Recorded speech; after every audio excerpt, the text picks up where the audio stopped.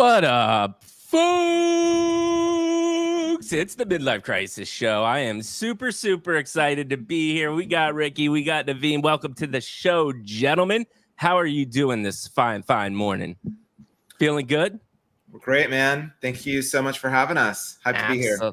Absolutely. We're live. I love it. Dude, I don't even understand like how quickly people start watching this stuff. Like I it's like they're watching before I even press the button. So thanks for everybody that's here already watching the show. We're gonna have an incredible conversation today. Maddie, Boom Batty, how you feeling, brother? Oh man, I'm good. I was gonna say like this is early for us, but I'm on the East Coast. You're on that West Coast time, so it's really early for Mikey. Hopefully he's got some coffee. Dude, I'm already like, you hear this energy, right? I'm amped. I get amped because Naveen and Ricky, what you do not know is I'm so serious when I say this. This is my favorite thing to do in life. Like, I will be doing this for the rest of my life. I will do it for free. Maddie and I love meeting new people. And this is how excited I was. I heard Naveen say like 2 sentences in a space, and I'm like, I need to talk to this dude. I need to get him on the podcast. And now he's freaking here. And that's how amped I am. To wake up at 5 a.m., already have to get my dog stop barking and almost fighting a pack of coyotes, slamming some coffee, and now we're ready to freaking go. I'm pumped. Yes. Maddie, little insight to Mikey's childhood. Mikey's superpower, when he like became an X-Man, his superpower that was revealed is excitement. So Yes. You're gonna get a little bit of that today, and he always brings it. He's full charge. Dude, super amped. Maddie, you're in the middle of a hurricane in Florida. How's that going? Or you missed it? You dodged the bullet, didn't you? Oh, we dodged it, man. Yeah, we dodged it. So I mean, we had some crazy winds, but it's okay now. But I'm hoping everything's okay at the Big Bend at the Panhandle. They got crushed. Yeah, I have a sister. My brother-in-law's sister is in like the eye of it. So, shout out for her. Good thoughts for her. It's no matter where you live, though, right? I'm in Cali. There's fires all the time. There's hurricanes. There's tornadoes. There's tons of things. And don't forget the San Andreas Fault and the big ass earthquake that will eventually just destroy this entire state. But hey, well, let's move on. Let's talk about some positive things. Naveen, I am so excited that you are here. And just a little bit of background about Naveen. I don't know where in the heck it went, but yes, you've been a serial entrepreneur and an angel investor. I think you said 50-something companies you invested in. Is that right? Probably closer to 100 now, but oh more. My God. Yeah, so that's in addition to being a big contributor to Atari and knowing a ton about the space and a lot of different things that you've built, Naveen is an insane mind when it comes to entrepreneurship and investing. I am super, super excited to have you here, man. Anything you want to give us a quick hit on that investing journey? Like, that's insane to me to think 100. Most people dream about 1. Yeah, it's all about betting on people. A company or a project is comprised of human beings, and the goal is you're really just betting on other human beings to go out there and will something to be and blow through any walls, any obstacles that they may face in their lives to achieve their dream. Yeah. And that part of it is really fun, right? It's really, really fun to bet on other people and help them along the way and support them. And you're not betting on like an abstract idea or, because, ideas change, people change, their approach changes, people are learning as they go, and no one actually knows what they're really doing, right? It's all just like you're betting on someone's desire to achieve, their willpower, right? And so that's one of the key things to remember about, early stage investing, especially at the earliest of stages. I've had number of scenarios where I was like literally the first check into something, like very first check into something. And especially that stage, it's entirely about the people, right? Because the idea that is being pitched to you will likely change in many different ways along the journey. And you just want to be betting on someone who you think has good judgment, high integrity, has a fire in the belly, really wants to achieve their dream. You know, and I think that's the most important thing. Dude, I love it. I've heard that. I actually, it's like kind of oxymoronic, but I got a master's in entrepreneurship and technology at University of Maryland, and it was a bunch of VC angel investor professors, right? And it culminated in pitching a business and a 10 page or less deck and the formal presentation. But there was the same thing. Every single professor said, listen, especially at that stage, it is about the people, like, 90%, right? So no, it's cool to hear you say that, knowing you've done what you've done. But welcome to the show, man. Super excited to have you. And then thanks for having us. Yeah, thank you. Thank you for being here. Next up, I'm excited to call him Riccardo the entire show. Welcome, man. Welcome to the show. Riccardo, a little bit about him. He's former lead maintainer of Monero, huge privacy advocate. Also, as you can see in the background, big part of Atari. Dude, welcome to the show. Anything else you want to add about that quick little intro, or we can get straight into it, my man? I mean, like, I think the only other salient point is I've been an entrepreneur for a long time, for over a decade, well over a decade. Got involved with Bitcoin really early on, started with Bitcoin in early 2011, built a bunch of things in this space. And so I am excited about what we're building now. And I'm also excited about, where this industry could go, not necessarily where it is going right now. Yes. So like, I think that's definitely a topic of conversation.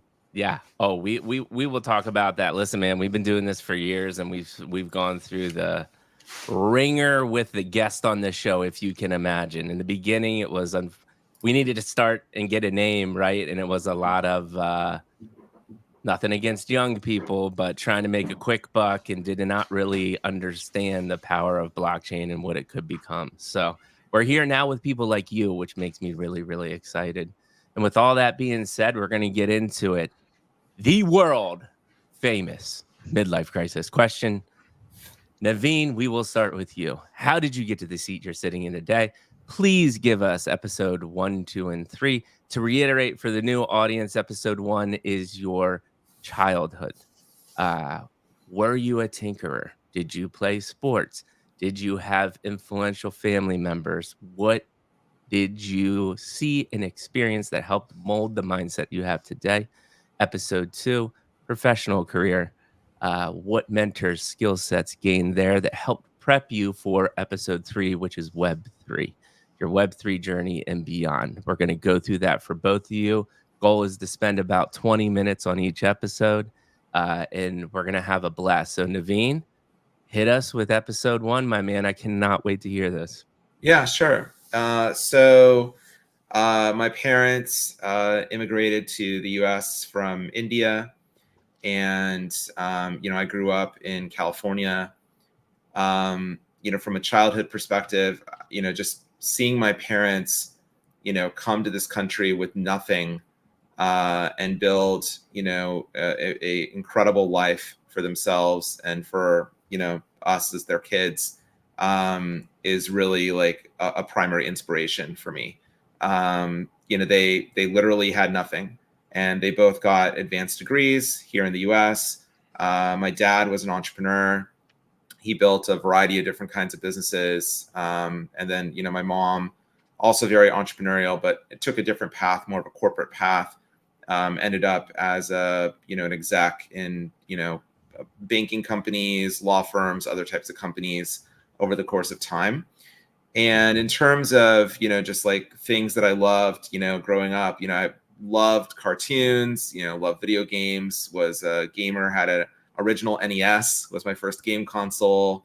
My first computer was a IBM PS2. It was a 286 with 4 megs of RAM and a 3.5 inch floppy drive, and I had a dot matrix printer.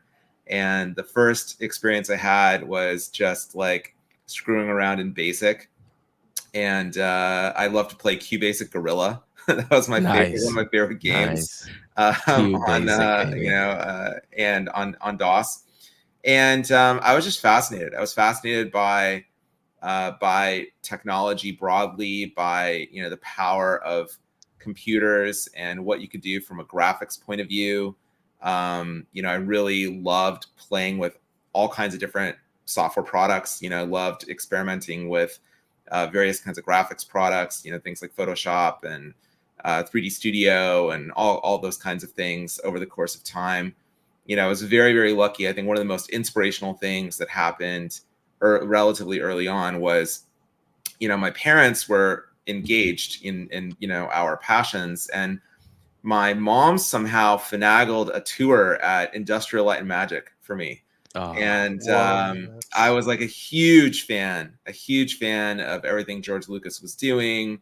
I remember seeing like Twister and, some of the original movies that, ILM, helped produce the digital effects for, special effects for, beyond, actual George Lucas productions. And I got a tour, and this was when ILM was still in the Canal District in San Rafael, before they moved to the Presidio in San Francisco. And when you show up to ILM, it looks just like a normal build. It looks like a glasses shop. It was called Kerner Optical. Okay, you don't even know that you're entering ILM, right? This like hallowed ground, that is Industrial Light and Magic. And I remember you walk into the lobby, and the only way you know that it's ILM is because there's like a life-size, statue of Darth Vader in the lobby, right? And I remember I got to meet with, I forgot who I met with, but he was the producer of all the special effects for Twister. Wow. And at the time they were filming episode, like I think episode 1 or 2, whatever, the prequels. They were actually like doing the special effects work at ILM at the time. And so I wasn't able to see like all the sound stages and all the things because there was like secret stuff happening related to those productions of Star Wars. Mm-hmm. But I remember walking into their server room, and it was filled with Silicon graphics machines. And I don't know if you know much about Silicon graphics machines, but they're like wild colors. Like it was crazy. They had like Silicon graphics, like Onyxes and like all these like crazy machines. And I was just in heaven. I was like, what is all this? Like, this is just crazy. What is going on? And they were just so patient with me. They described their pipeline, their process, how the producer actually showed me on his machine, like how he conceptualized, the special effects around creating like tornadoes. This is the original Twister, not the new one that just came out, like the original Twister, like back in the day. And, the physics and all the other elements. And it just blew my mind. I was just like, this is crazy. Like, this is crazy. And then the next experience in sort of my childhood that I think was really impactful is just like the birth of like the Napster era, right? Just this idea that, because I grew up having to like go out and buy cassette tapes or CDs for my favorite bands. My favorite band is Rage Against the Machine. And I actually skipped school the day that Evil Empire came out, and I like went to the record shop and bought the CD, and it was like a whole thing. And, I was like making my own mixtapes, burning my own CDs and stuff. And then Napster hit, and that was a huge deal because I really at that moment understood what we now call like decentralization. This concept that like, oh wait, I can like rip a CD and I can share what I have, and I can participate in this like global community around music that I'm passionate about, right? Mm-hmm. And that was the first time where it kind of hit me that wait, the internet is like really, really powerful. And I think anyone who grew up in that era, like, you know, my first browser was Mosaic. You know, like that was my first web browser, you know, and anyone who grew up in that era, I think, understood, because they were there for like basically the birth of the World Wide Web. Everyone realized, I think, at that era, in that time, that the web is a playground. Like anyone can participate, anyone can build anything, anyone can host a website on their computer. You know, that was at the early stage of like hosting companies coming into existence. There were these little tiny mom and pop ISPs. It wasn't just like, oh, we need to go sign up with Verizon. There was no Verizon, right? It was just small mom and pop ISPs everywhere with little tiny hosting companies. And then, you know, I went to a college in the Midwest. All right, so we're gonna have to jump in here. Sorry, rude to interrupt, dude. That was incredible. You just gave us so much information about yourself for us to download in the episode 1. We were getting into episode 2. That's why. I stopped you. And I just want, I have to comment at the last part that you were saying, and we'll get there again. You're our same generation. Yeah. We have such, we're on, I feel honored, but I also feel like it's a responsibility for us to do it the right way, right? Because I grew up knocking on Matt's door and having a home phone line to say, hey, can you come play? And we actually got to go play like a mile away from our house, which would never happen now, right? Like everyone's just terrified of things. And we saw the evolution of the internet, and we are the last generation that, like, how cool is it that we didn't know what the internet was when we were born, and now we're like deep into the blockchain world and AI. Like we understand both worlds, and it's just it's fascinating. So I'm so glad that you brought that up. But back to the childhood, man. The first question I'll have, and then Maddie, I'll turn it over to you. I think the parent part is insanely inspiring to me, right? And so your head naturally goes to, obviously you saw them come from nothing, and part of that is like grit, determination, and hard work. Yeah. I would love for you to maybe open up and explain to us a couple other things that you learned from your parents during that kind of transition. Could you talk to us about that? Yeah, I mean, just in terms of like the hard work piece, you know, my mom would commute to downtown San Francisco every day. Yeah. And she would take the bus. And, you know, we lived in like north of San Francisco, like pretty, like over an hour away from the city.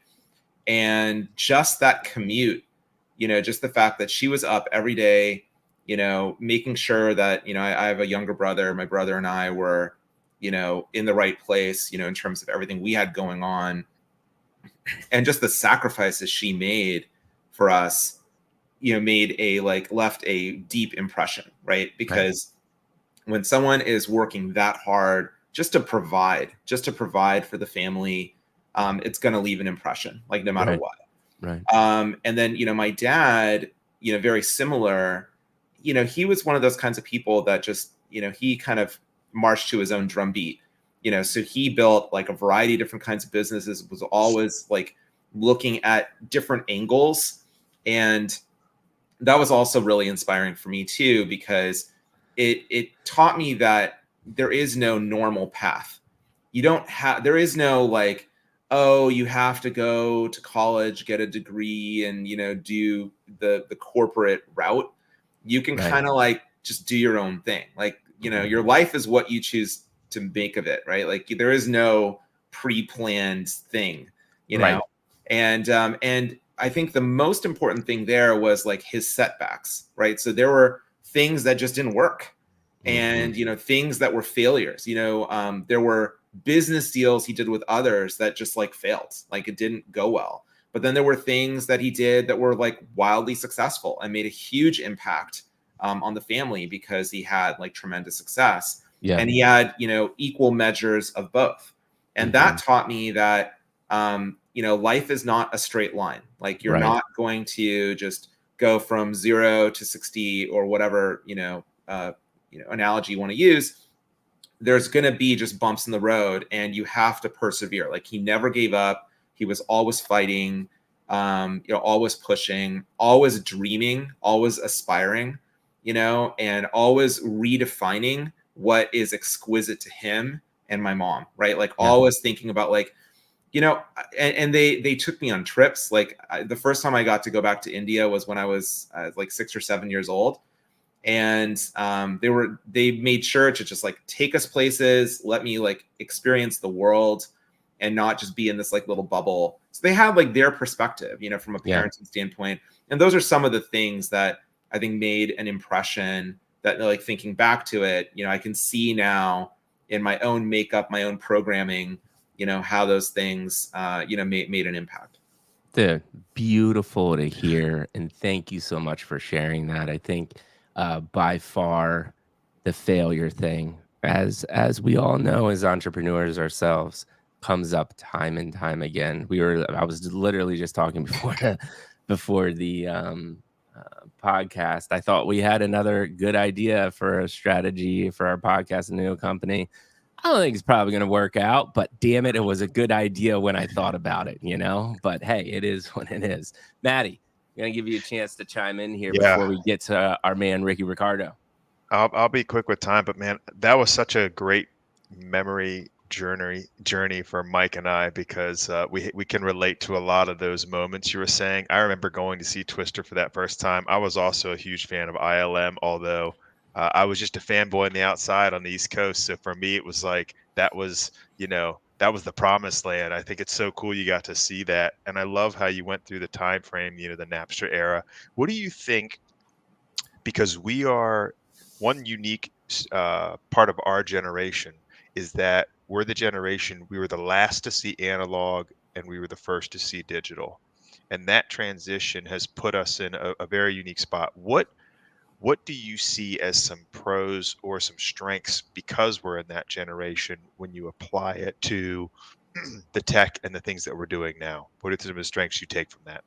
Yeah, I think the number one thing is just understanding that evolution, right? Understanding, as I said before, that the internet is comprised of a bunch of human beings who are running servers and services on the internet. Like, the internet isn't some like monolithic thing. The internet is like this giant, like totally distributed thing.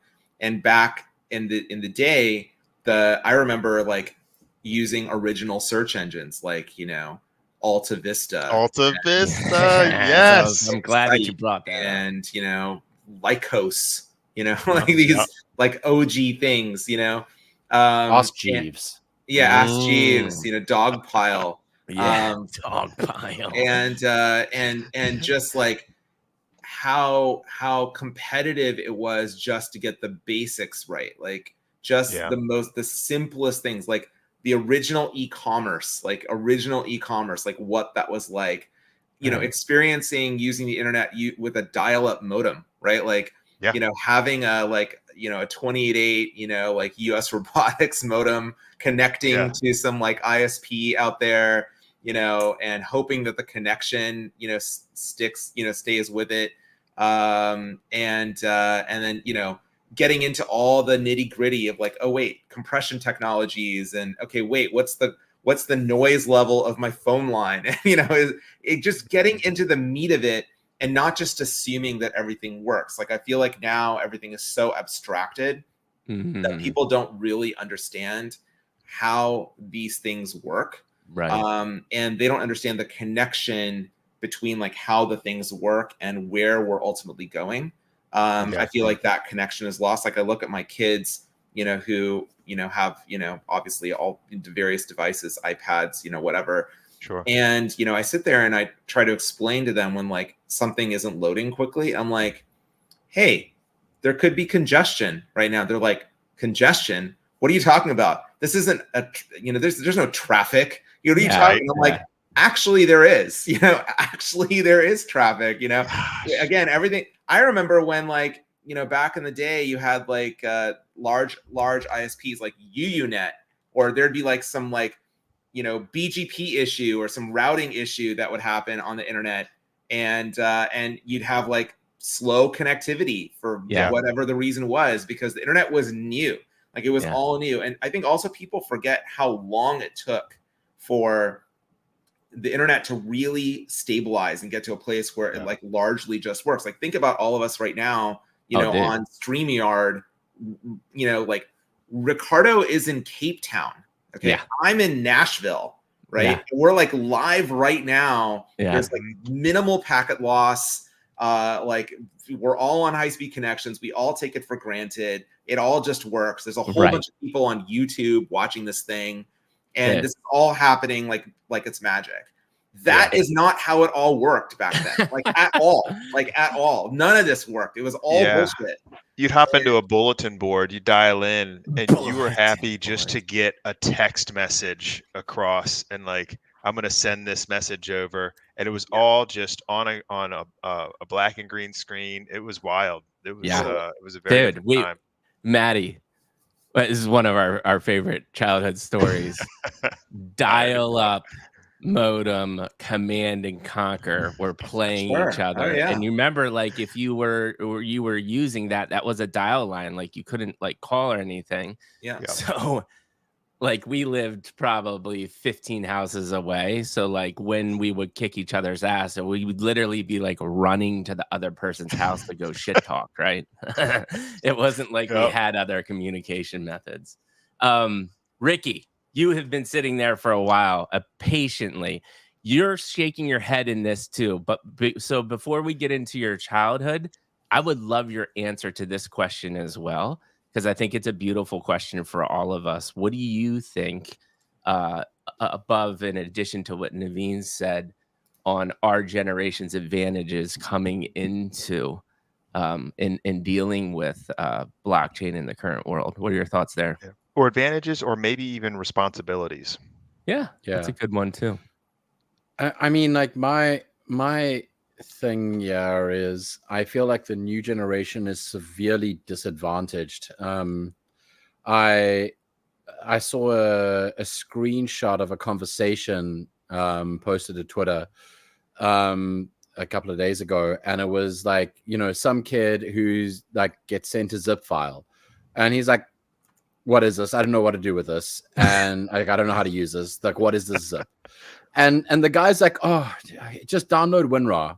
He has a link to it. And he's like, I'm not going to install an exe file. Like, I'm not going to run an exe file. Like, that could infect my computer. And it's like,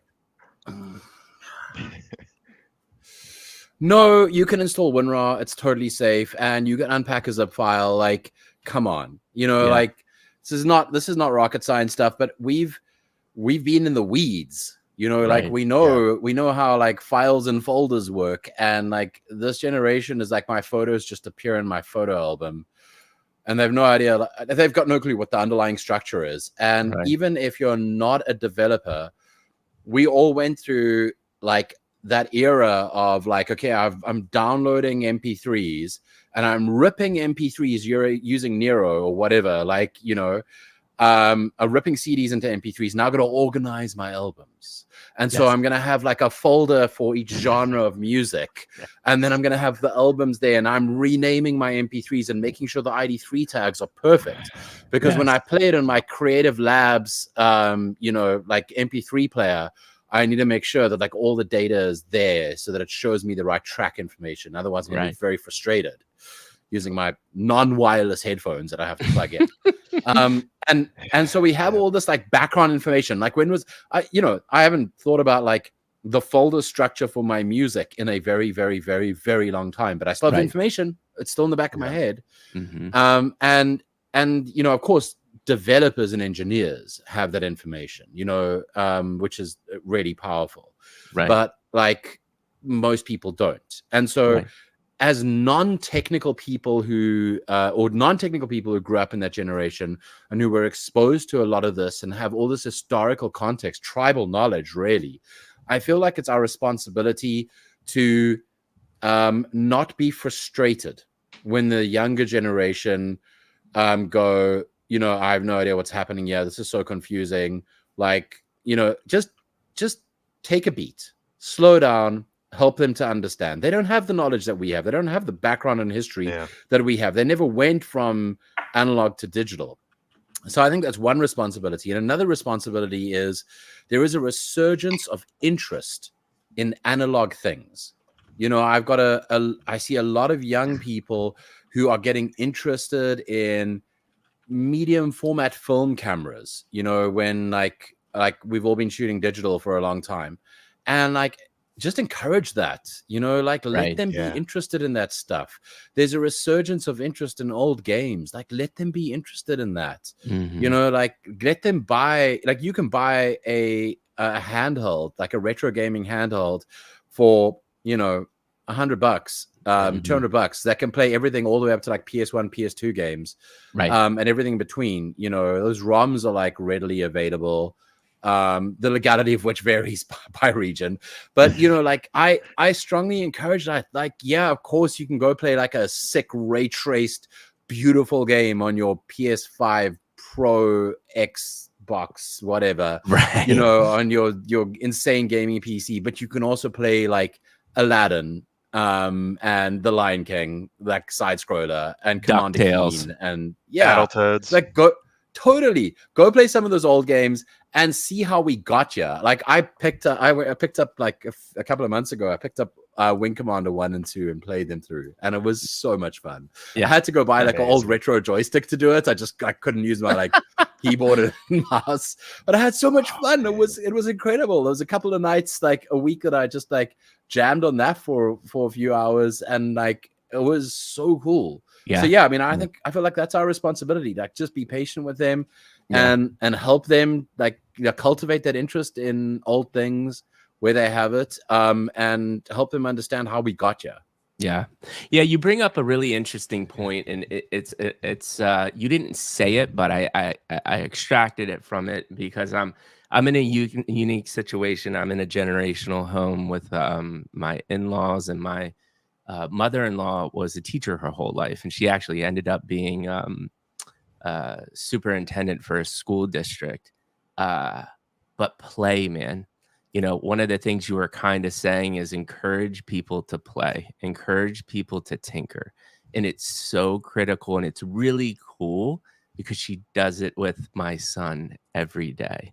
And always trying to get him to think about things, well, obviously he can't talk. He's 1 year old. He's 13 months, right? So he can't talk, but she's like showing him things in different ways. And it's really fascinating to see his brain just kind of change that quickly, right? Because he's learning that quickly. And we lose that, right? Both of which you just said there is we expect things to work. When they're in front of us, you press something and it works. There's no thought behind it. And that play and that deep thinking, it's so critical. It's so critical to mold beautiful minds. Maddie, any thoughts before we get into? I want to keep us going, but one insight that you made me realize is, so my background's engineering, so I always like to figure out how things worked as well, and so I relate to both of your backgrounds. There's always been a tug, though, because one of the other parts of our generation was, remember all those AOL CDs everywhere? And I remember thinking, well, I'm the one that has to like learn how to get in there, play with DOS, understand how these things work. And it bothered me that people would just load this AOL disk and they'd have a giant red email button and everything was so simplified, right? But look how much money it made. And there's always been those two opposing forces of the people that want to get into the nitty gritty and the people who just want it simple and easy, show me the button. And I think that's interesting as an entrepreneur, because you want to understand it, but you also want to sell it. And the largest audience is the person for AOL, not going to be the person that wants to dig in on a bulletin board and use that dial up and actually figure out how things work. So I think that's an interesting thought kind of mixed in all of this as you see a resurgence of interest in analog, is how do we still package it in a way that keeps it palatable for the next generation?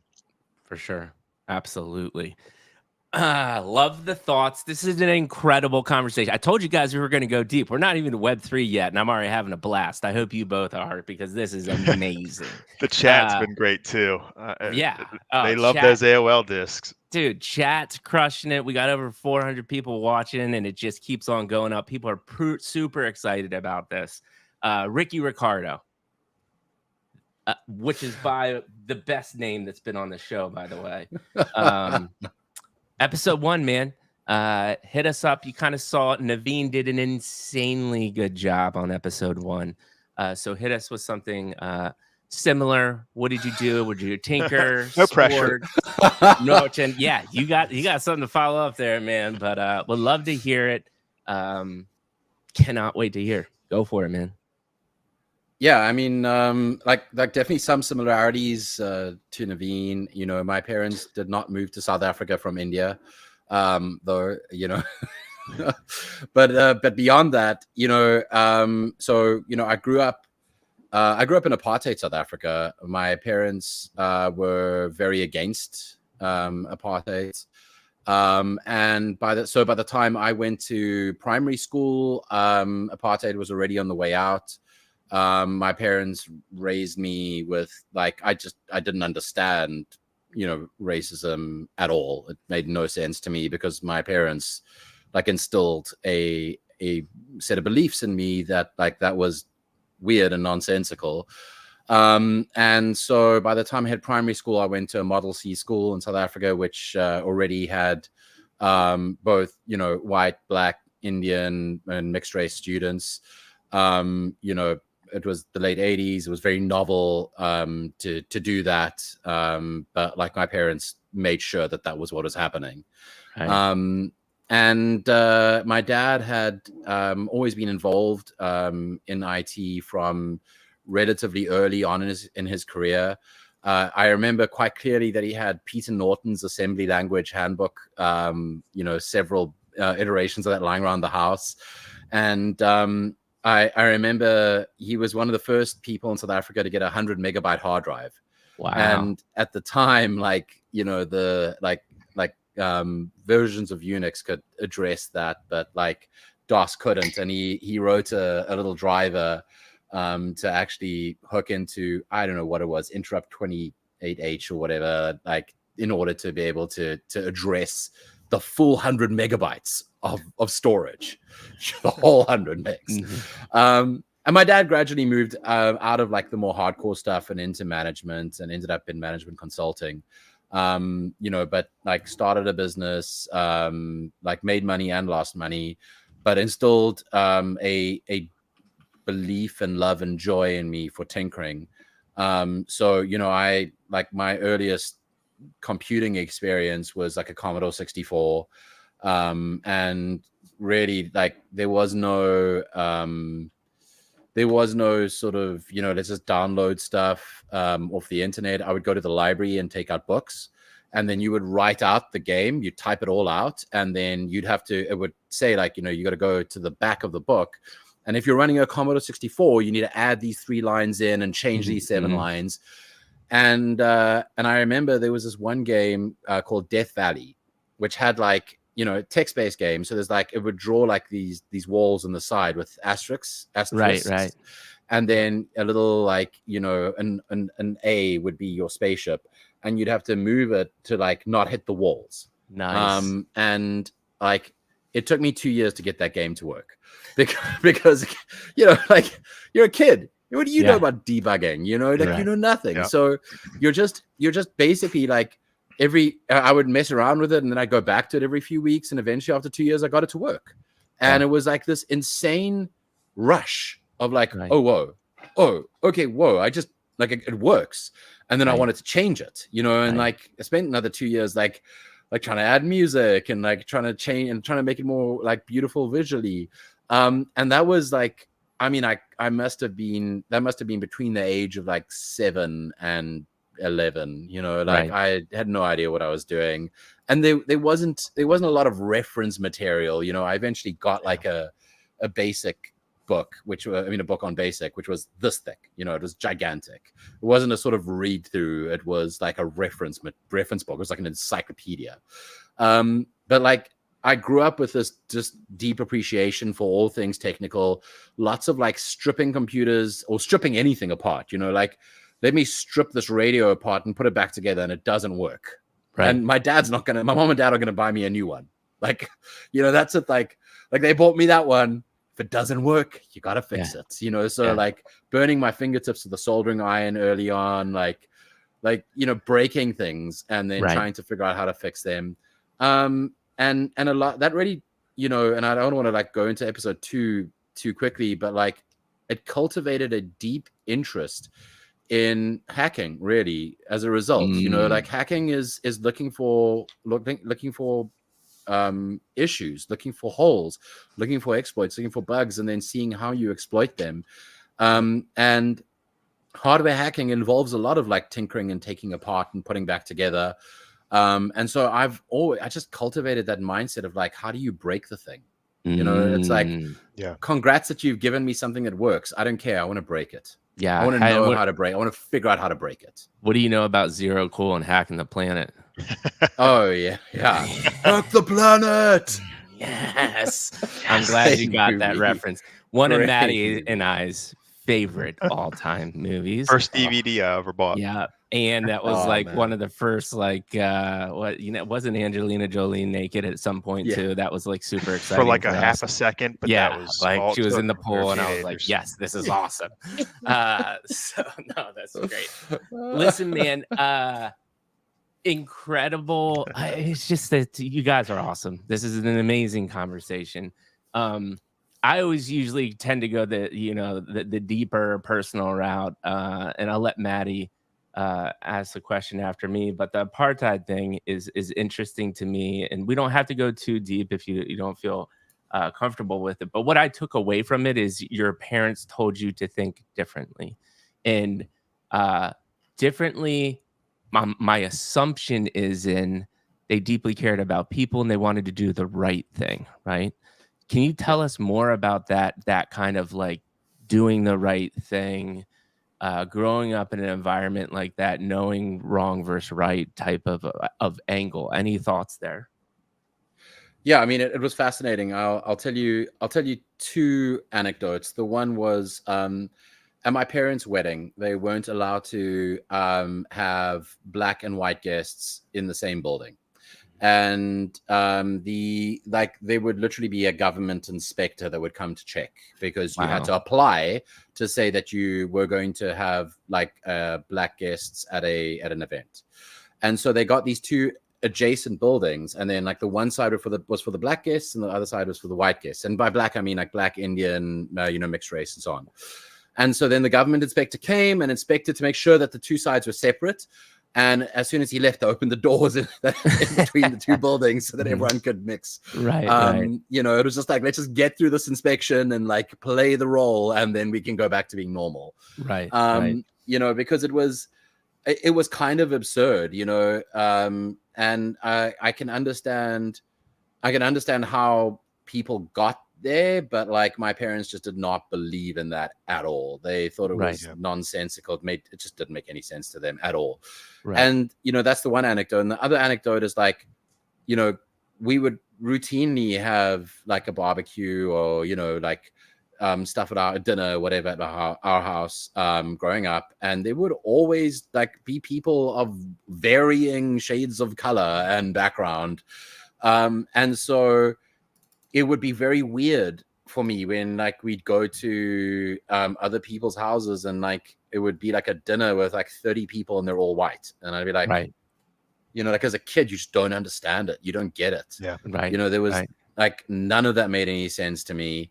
And so I'm really, really grateful that they, like, despite the prevailing attitude of the country that we lived in, the country that both my parents, by and large, grew up in. My mom grew up in Zimbabwe a bit, when it's still called Rhodesia, but like they mostly grew up in South Africa. And I do think that to a large degree, my dad's parents are Italian, and they probably just didn't really care. They were like, like Italians are the best, you know, like, what are you talking about? There are other, like, every other country is inferior to us. Like, it was probably something along those lines. They didn't see race. They just saw, like, you know, like the classic Roman attitude. And then I know my mom's parents also just didn't believe like that apartheid was the right thing at all. And so there was a lot of that carry through. And so, yeah, I'm really grateful for that upbringing. I'm grateful for the attitudes that my grandparents and my parents had, where they just didn't, like, there was no resistance to like the fall of apartheid, but just like a very hearty and level of gratitude that system ended. Yeah. And I think a couple things that I take from that, which is cool, is actually the insight that you said that I think is really interesting is when you said, I'm a kid, like it's actually more weird that this was existed because at that moment, and that's what's so beautiful about being a kid and being able to take this, is like, listen, at the end of the day, we all bleed red blood. We all have the same fears. We all have the same wants. We all have the same desires. Like, we all feel anxious. We all feel these other things. And it's just a shame that, you know, sometimes it goes that. But it's so cool to hear your gratitude too. I think that's, you know, understanding gratitude at an early age is a super helpful skill set as well. So thanks for sharing that, man. Maddie, what do you got? Yeah, one thing I hear from both of you is that you had childhoods and upbringings that taught you it was okay to fail. And it seems like you both failed often and failed your way up, right? And so even if it's taking apart the radio and it doesn't work, or, you know, trying to debug a program, I do think that that's a big difference generationally, because I think there's so much pressure now to be perfect, and like you have to get straight A's or you won't get into the good school, and then somehow you'll be a failure in life. It's like, man, failure is such an integral part to building something that eventually wins. And I think it's interesting that both of you with that background ended up as entrepreneurs. Is there anything you can speak on that in terms of something that gave you an edge with?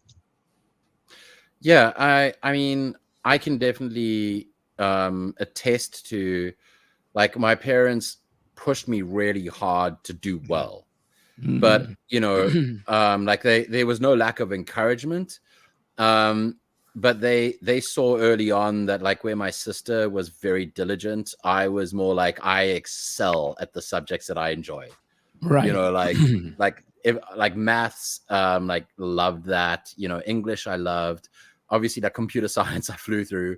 And then, like, accounting, I was like, how do I scrape through this with like a bare minimum? You know, like, how do I do what is the absolute minimum I can do to get through this? And my parents would do the, like, oh, you know, well, we're very disappointed at your poor accounting marks, but they weren't like, you know, like, oh, we can't believe you failed at this, you know, because it's not like I failed, I just didn't do very well. And, you know, they put up with a lot, but they were never discouraging. You know, they, like, I'm sure, as anyone can, you can list like specific things that your parents did that you dislike that you're going to do differently with your kids. But like, I can never say my parents were bad parents. You know, I can never say that, like, the way they approach things made me feel like I was a failure. And that was important, because it's okay as a kid to fail. It's okay as a kid to mess up and to learn that making mistakes is normal. And that's sort of the balance that you want, you know, like, there should be no participation trophies, but, you know, like, there should be a sort of resounding, like, okay, you tried really hard, but, like, you know, let's talk about how you can do better next time, because you didn't succeed. And it's okay to not succeed, but let's figure out how, or like, what do you learn from this? And that is the biggest takeaway I have from my parents and my childhood is that notion of what is the thing you're learning. Because there's one quote in particular that I remember so strongly, and that is that a trial is a terrible thing to waste. You know, so when you go through anything, like, especially anything super challenging, like, can you take something away from it? Can you take a lesson away from it? Can you take a learning away from it? Or are you just going to sit in the corner and sulk because you fell off your bike and scraped your knee? Right. I love it. That's I love fantastic. I would, and I would also say, because you were said as a kid, it's okay to fail. For the people who are listening, spoiler alert: as an adult, it's also okay to fail. Happens a lot. Happens. It's a lot more painful, I think, because you're well aware of I what's just going think that on. there's a huge pressure that people put on themselves, and I can't speculate as to how that happens, but I just think there's a lot of people from all generations that feel this need that you have to be perfect. And I just think it's really refreshing to hear people say, you know, there's always something you can learn, that you learn so much from those failures, and that's what you can build on. So I think that's huge. Yeah. So believe it or not, we've almost been talking for an hour, and we've only gotten through episode 1. Like I told you, we're gonna talk about Web3, but we are deeply passionate about human beings. That I don't think if we told Naveen, I might not even told you, like our company mission statement is, as you now know, or experienced, bringing back the lost art of genuine human connection. Right? It's the way of communication, like you're saying about understanding how things work in the tech world. People need to understand how a handshake and a deep, meaningful conversation like this can literally change the world, right? And that is our goal. Let's do this though. I want to do a check on time. We blocked 2 hours off in that calendar. Do you have any hard stops? Are you still okay to get through? Let's say another probably 45 minutes. Then I'm gonna say 45 minutes to be safe. Yeah, still I think good? we can do that. Okay. Yeah. So what we'll do though is we're gonna do a condensed episode 2. Let's do your TL2. I have to say this out. Ever too long didn't TLDR. I always screw it up. Maybe top 2-3 moments max of episode 2, and then we'll get into the episode 3 and Web3. So Naveen, hit us with your TLDR of episode 2. And remind me, episode 2 is college, professional career, mentors, skill sets gained to really prep you for Web3. Because remember, a lot of times, one of the main goals is do you have the skill sets to actually tell me what you're doing in Web3? Because a lot of people don't. Sure. Yeah. So, I dropped out of college. I was only there for a year, and just was really a little bit lost in the wind. Wasn't really sure what to do. But I knew that I really didn't want to work for anyone else. Like I was convinced that I needed to follow more in my dad's footsteps. Yeah. And so I just started, doing like side hustle kind of stuff. So I started building websites for people. I built websites for like local companies in my area, bootstrapped a little web development shop. And then I think the big shift for me occurred when I first started doing music stuff. So I had an opportunity to start working with Linkin Park, and had an opportunity to like help them build their website and their fan club, and help them with a lot of their digital marketing. And that was like a really big moment for me, because it's sort of like hitching yourself to a rocket ship. I'm just this little dude in California that knows nothing. And here is this, at the beginning, like right when I started working with them, like essentially around the release of Hybrid Theory, no one knew that it would become one of the biggest selling albums of all time, right? Like it's easy to look back at that and go, oh, well, yeah, duh. It's all hits, right? It's like a phenomenal record. But when it first came out, we had no idea.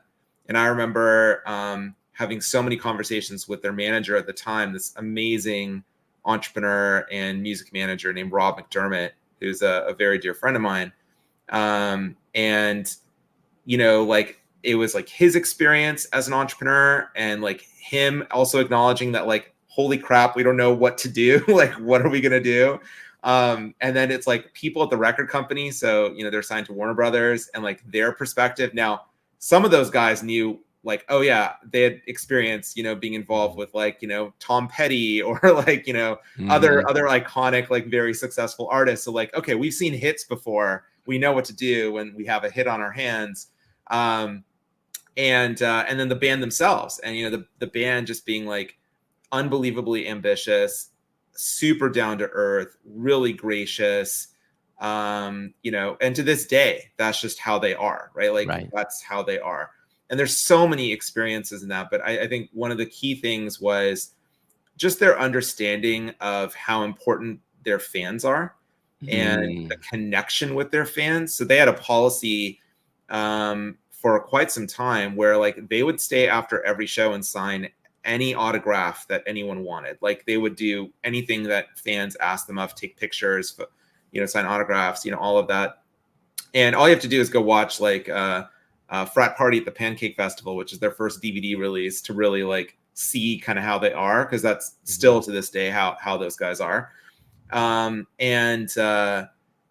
know, there was a moment where it became too big, right? And the moment where it became too big was the first arena tour they did, which was the first Project Revolution tour. And we were, I think we were in Vegas, if my memory serves me correctly. And we had launched Linkin Park Underground, which was their fan club. And there were just too many members. Like, the show had ended, and I remember walking out into like the arena, and security was like, yo, we've got a whole section of kids that are ready to meet the band, because we used to do meet and greets for every member of LPU that was there at the show.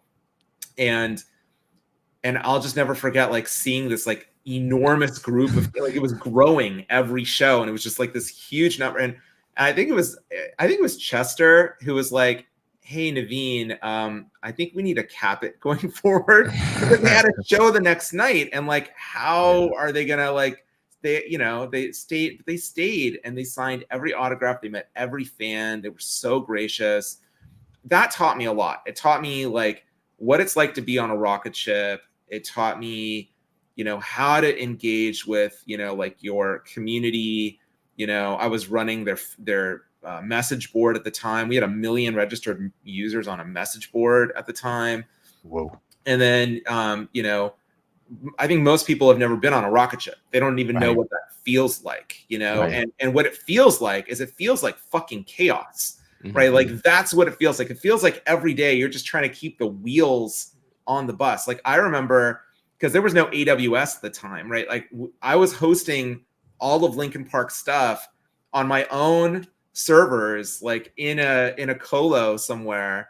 And we had to upgrade multiple times. We ended up at an Equinix facility, you know, and literally had like a whole cab and like, you know, load balancing equipment and all this like crazy routing equipment. And you know, I was telling the ISPs in the back end, I was like, yo, you got to cut a deal, because dude, this is like all these bands. Because, you know, once I started working with them, then I had the opportunity to work with other bands. So there was some point in time where it was like, hey, you know, hey, AboveNet, or hey, UUNet, or hey, like whatever, Cogent, like whatever the ISP was at the time.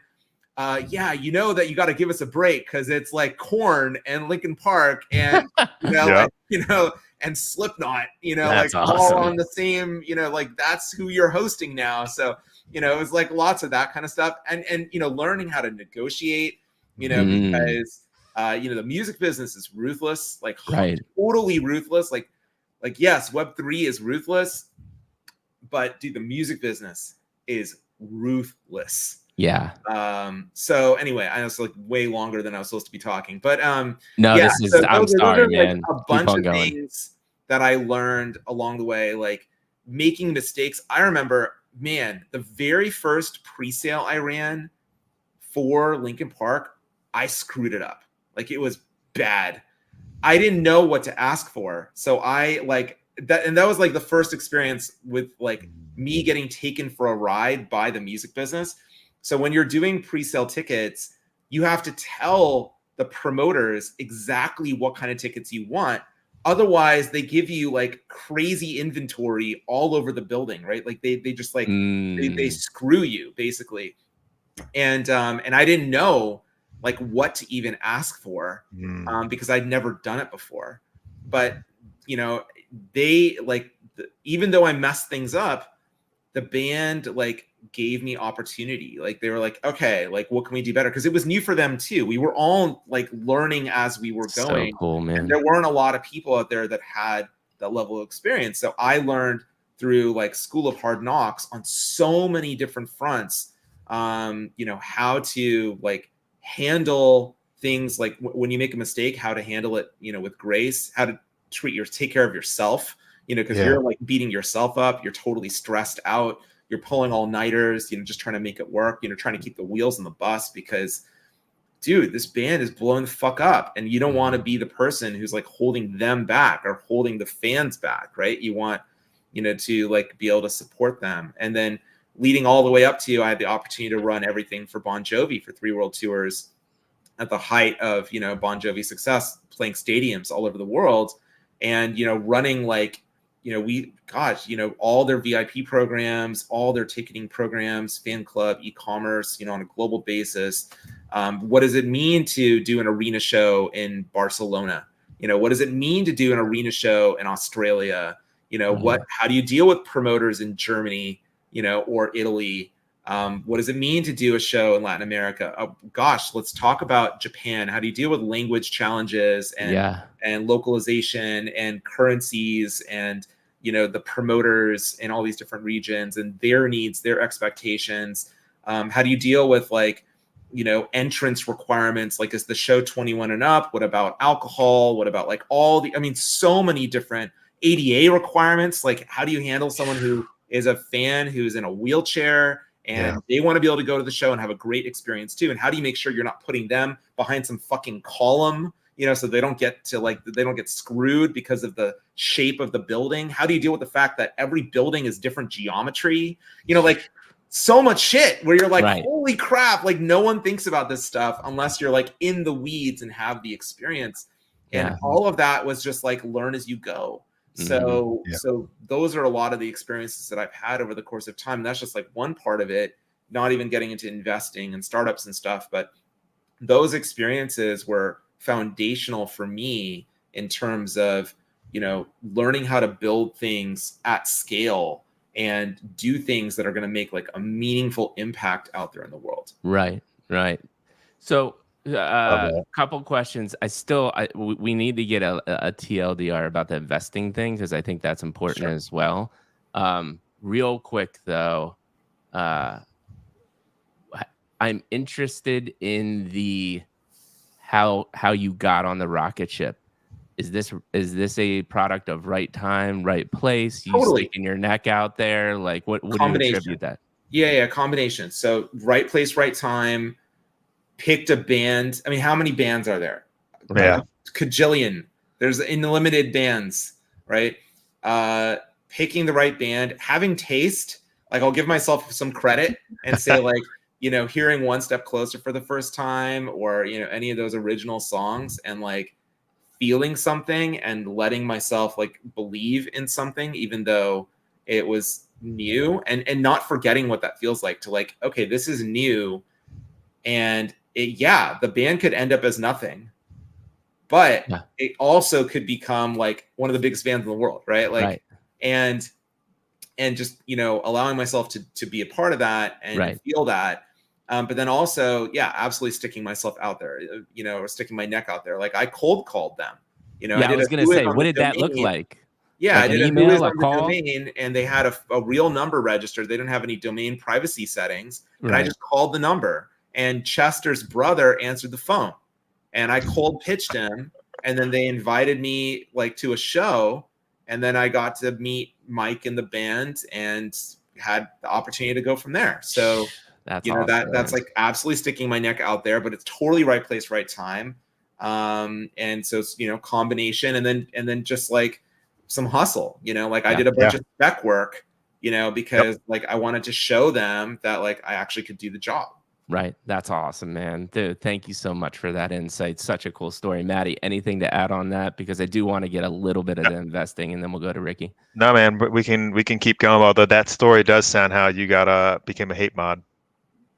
Yes, I did the same thing. I DM'd Digimental because at the time in 2021, founders did not realize how many DMs they were going to get, and they weren't shutting their messages, like they weren't closing their account off yet, right?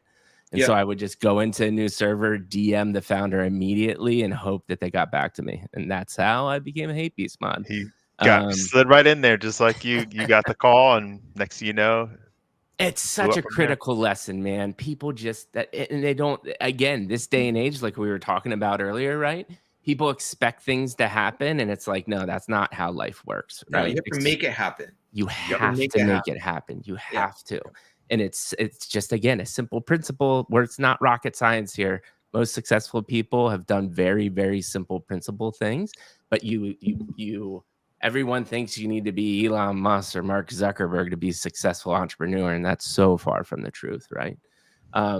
Tell us real quick, 5 minutes or less about the investing thing, because I think this is a really interesting topic that we're always talking about on this show.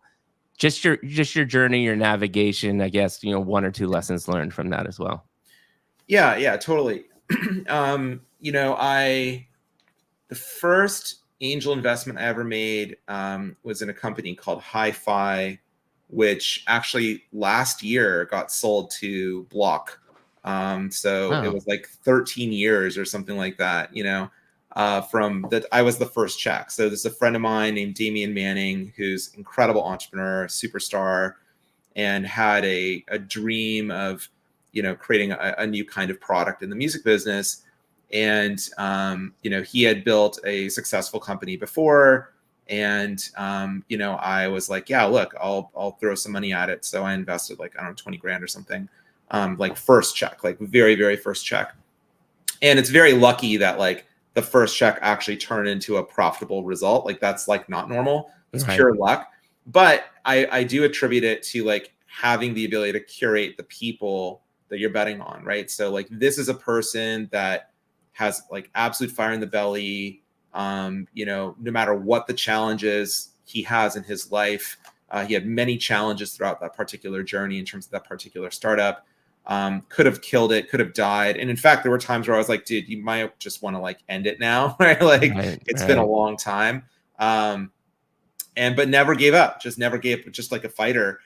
And I remember I had an opportunity to meet with Mike Maples once, who's a very famous angel investor. He runs a firm called Floodgate. And I remember asking him some questions about, the types of founders he bets on. And he said a couple things to me that were like really insightful. So like one was, if you're going to start angel investing, don't write just like one check. You have to write at least 20 checks. Wow. Because it's sort of like a numbers game and a probability game. And you have to be ready to and you have to be ready to lose it all, right? You have to just know that, because most startups fail. And then the second thing he said is, when I asked him, like, what kind of people do you bet on? He gave this like really hilarious answer, which is, I want to invest in thunder lizards. And I was like, what is a thunder lizard? Like, what does that even mean? And he's like, I want to invest in people that can bend the will of the world in their direction. And I was like, oh shit. That's insightful.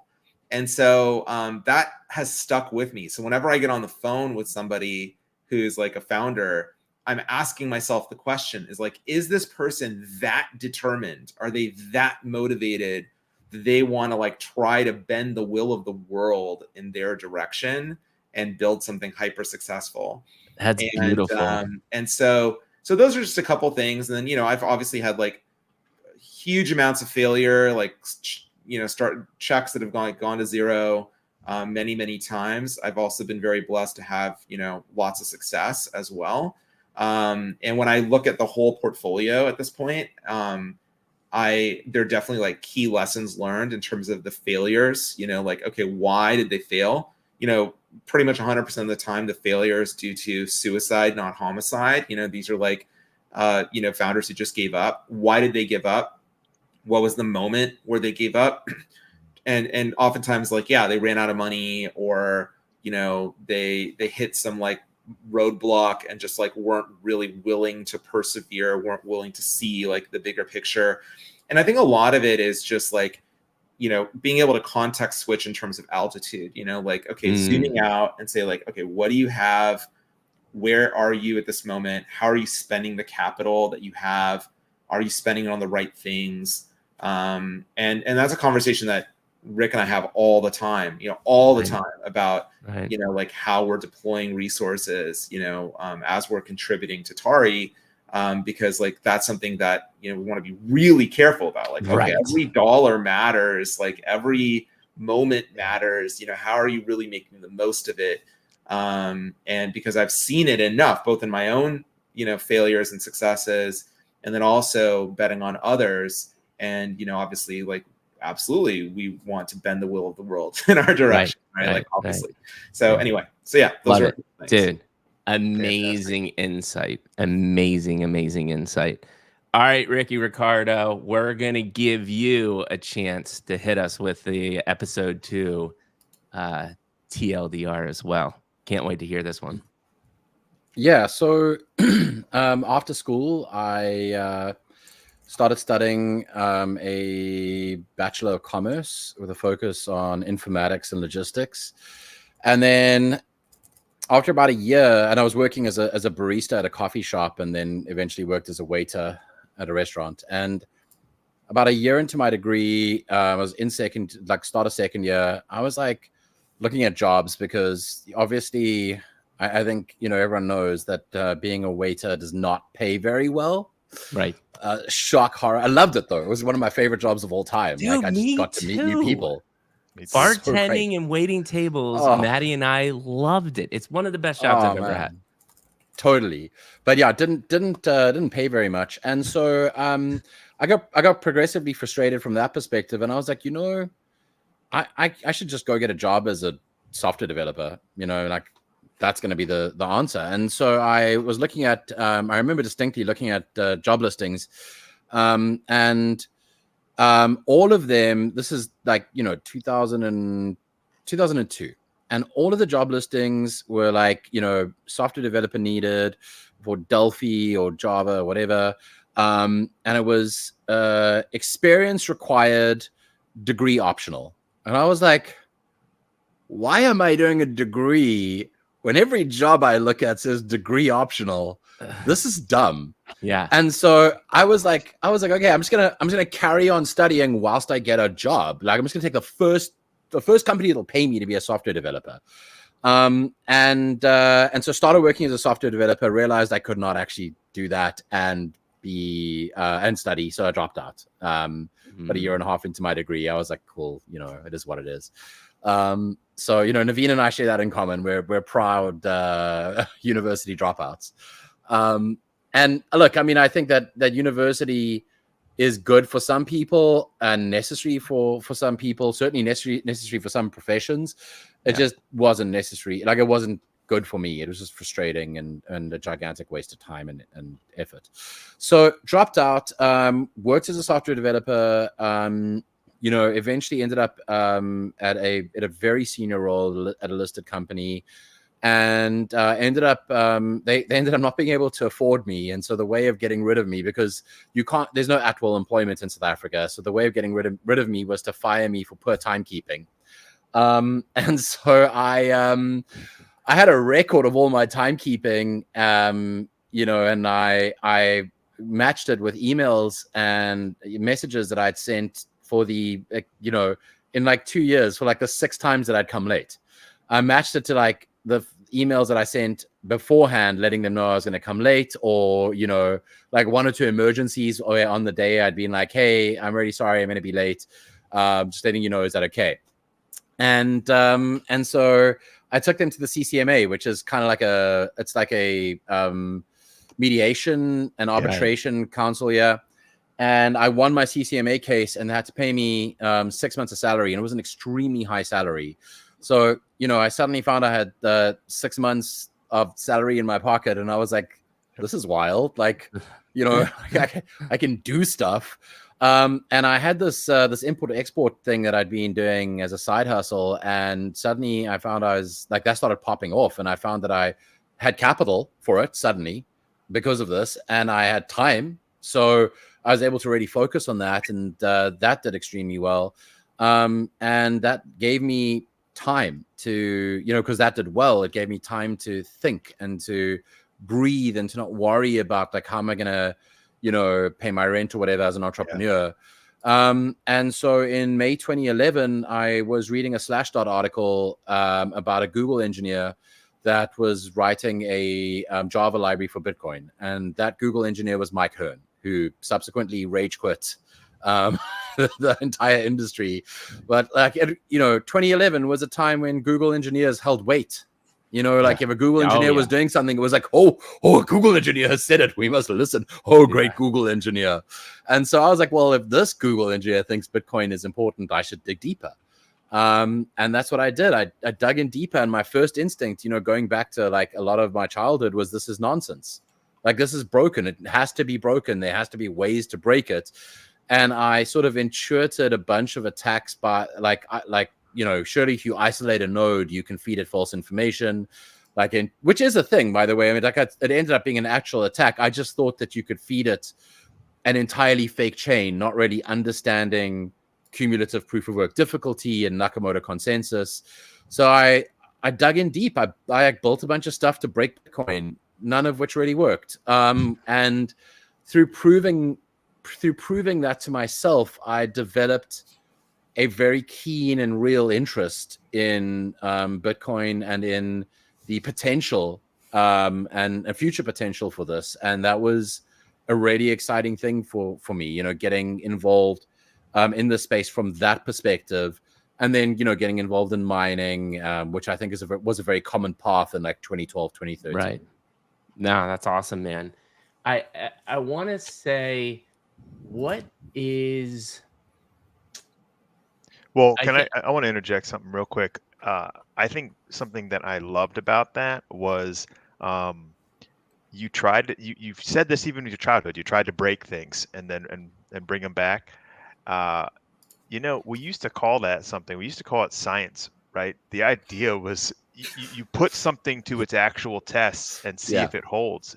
And if it does, that is the proof that this is something worth investigating. And I just think it's very interesting because that mindset led you towards Bitcoin, where a lot of people, it's like, if I don't like it in the beginning, I can't ever I won't let my ego or my pride let me like it when I find out that it's right. And it's the exact opposite of how all scientific things are going to be built on and proofs. And so I think that's a really cool point. And it's really neat to see how it connected back from your childhood, because that's who you are. And look how it's paid off. That's really cool. Yeah, no, I think it's the only thing I wanted to ask was one or two learning lessons from those periods, right? You talked about a lot of different things, but looking back in that section of your life, what impacted you and learned and maybe you think about today? Yeah, so great question. So something that I think about a lot is I had a maths teacher that was teaching me first year mathematics, Mr. White. And I had this discussion with him, and I was like, Mr. White, I don't understand mathematical discoveries. Like, how did they discover them? How did was Pythagoras just like one day staring at a triangle and he was like, I wonder if, it makes no sense to me. I understand like discovering gravity because an apple falls on your head. I get that. I get like a lot of scientific discoveries, but mathematical discoveries make no sense at all. Like, I don't understand the process to how you arrive at that conclusion. Right. And he said to me, look, every mathematical discovery is a combination of chance and careful planning. And that struck me and really resonated with me because it made me, like, my interpretation of what he said is, in life, every success is a combination of hard work and opportunity. And you see this, you have people who like they work super hard. They might work 3 jobs just to like pay the bills, and they are working themselves to the bone, but they have no opportunities given to them. And so that's all that they will ever be, is like a hard worker. They'll just never be given the opportunity to one up. And then you have like trust fund kids, okay, where daddy gives them this opportunity and that opportunity and gets them an introduction to this person, and like they go like meet up with this CEO and whatever, and they just get given opportunity after opportunity after opportunity, but they're too busy like, you know, partying or whatever to do the work. And so they never become anything either. And, you know, these are two sides of the same coin. And so I kick myself for every opportunity that I have had where I have not embraced it. Yeah. And I am so grateful that I learned the lesson of like, you are like, you have to have both. You have to have the work ethic. You have to have the ability to put your shoulder down and crunch till 3 a.m. or whatever, because like this opportunity is going to go away if you don't do it. And you also need to be, you really do need to be fortunate. You need to be, like Naveen said, you know, sometimes it's right place, right time. But can you imagine like if Naveen had like gone down that road and like contacted them, and then they came back to him, and then he was like too busy like out drinking to like reply, and just never got that opportunity. And it's the same for me, you know. I mean, if I had not like hustled and hunted and like just hit the ground running and just like grind, like I would never have capitalized on the opportunities I was given. So I just like, I'm really grateful for Mr. White giving me that just insane piece of knowledge. Yeah, dude, that's a beautiful insight. And the one thing I want to ask to follow up this, and I promise we'll then get to Web3, is I think the first thing that you described is where a lot of people are. And it's they grind. They're working 2 or 3 jobs and they don't get opportunity. Yeah. What is your advice on finding opportunity? Because I totally agree with you. And I think this is a huge point missed, is that people think grind is inevitably going to create all this opportunity in the world. But there's a nuance to opportunity. What is that for you? How do you determine that? And talk to us a little bit about that. Yeah. So, you know, I mean, I think we've got, between you and Naveen, we've got 2 examples on this call of opportunities being self-made. You know, like sometimes you got to fake it till you make it. You know, if you need to like if you got to go out, you got to go and Shein or Temu and buy yourself a suit just to like get into like some industry event. Do it. You know, like do whatever you need to make it. Like you do not need to rely on other people bringing you opportunities. You know, I have seen examples of people essentially hacking their way into an opportunity, not literal computer hacking. I mean, just thinking outside the box and doing stuff like, you know, you're in a coffee shop. There is somebody in that coffee shop that you recognize from TikTok or whatever, you know, and you're like, just go up and say hi. Like, what's the worst? The worst that's going to happen is they're going to be rude to you because they're like just over a bunch of people approaching them. And that's fine. Okay. You don't need to make a TikTok about it or a YouTube short, you know, but like at least you shot your shot, you know, at least you took your chance. And I think, you know, it's kind of wild. I think like when I think back to like being in school and like, you know, like in my early 20s, dating was not about, there was no Tinder, you know, there were like maybe some rudimentary dating sites in the early 2000s, but there was none of this swipe right nonsense. The way that you dated and met someone was you went out. Okay. And when you went out and you saw someone, you were like, they're attractive. You walked up to them and you spoke to them. And you know what? As a dude who wasn't like ripped with a 6-pack, I got rejected like 95% of the time. And that was fine. Okay. That was totally fine, because all it meant is I was like, on to the next one, you know, and like, you know, you just improve and improve and improve. And like, I feel so sorry for kids now where it's like, all they have is like, oh, I swiped right and like I took the best photo of myself and now I've got to hope that like, you know, she swipes right on me. That's such a sad existence. I was just like, I'm loving there's like a kind of resurgence that I'm seeing a little bit on TikTok of rejection therapy. You know, go out, get rejected. Just like greet people in the mall and let them be mean to you. And I wish there was more of this, because like that leads to you shooting your shot. That leads to you trying things. That leads to you creating your own opportunity. Don't be afraid to create your own opportunity. Life is not going to give you opportunity on a silver platter. Just fake it till you make it, hack your way into opportunity, and just keep pushing. And you know what? Like, don't do like illegal stuff, but like you can do stuff that's pretty borderline. You know, you can try like bum your way into things. Try, you know, like I see a bunch of TikTok people getting backstage at concerts by faking things. Like, you know, you can certainly like fake your way into an industry event and like go and meet people. Just like do stuff. Like, do stuff. Like run the risks. The younger you are, the less risk averse you can be, and the more risks you can take. But even if you're older, like just run the risks. I love it, man. That's great insight. All right. We have about 10, 15, 20 minutes more max. Let's hit Web3. And so we're going to do this a little different. I usually, again, go chronological in the sense of how did you find Web3? What are you doing now? What is the future? We can still do that, but I want to give you more kind of freedom, Naveen, to talk to us about your Web3 journey, hit the highlights or the points that you think are super important to you. And then we'll conclude it as what does the next 6 to 12 months look like for you? But before we get there, tell us your journey and what excites you and kind of those highlights for you. Yeah, so I got started mining Monero. And so that's how I got started in our industry in around 2016. I just fell in love with the project and what it stood for. You know, I think that, you know, it's become very clear to me that technology that is pro-freedom is by its very nature pro-human. Yes.